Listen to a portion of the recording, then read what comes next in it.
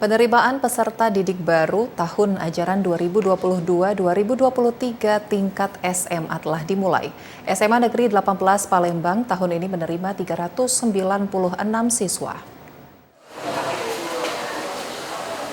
Jalur penelusuran minat prestasi akademik PMPA, jalur mutasi, serta jalur afirmasi mengawali proses penerimaan peserta didik baru tahun ajaran 2022-2023 untuk tingkat SMA.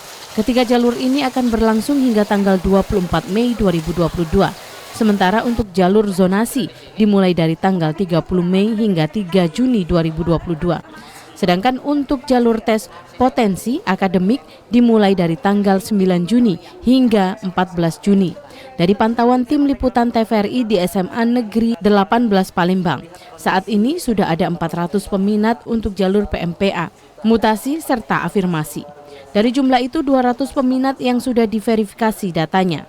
Ketua Panitia PPDB SMA Negeri 18 Palembang RD Hamid menjelaskan, SMA Negeri 18 Palembang ini memiliki daya tampung 396 siswa baru.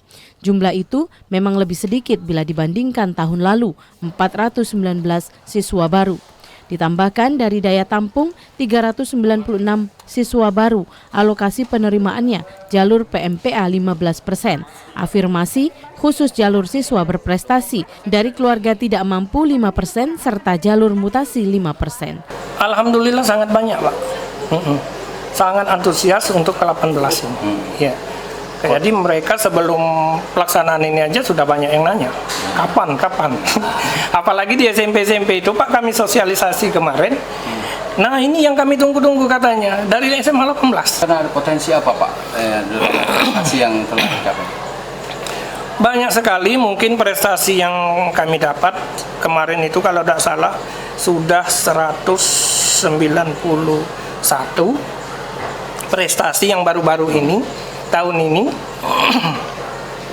didapat oleh SMA 18, Pak, dalam kurun 1 tahun. SMA Negeri 18 Palembang saat ini menjadi salah satu dari 6 SMA di Kota Palembang yang berkategori sekolah penggerak, yakni status sekolah lebih bergengsi dari sekolah unggulan.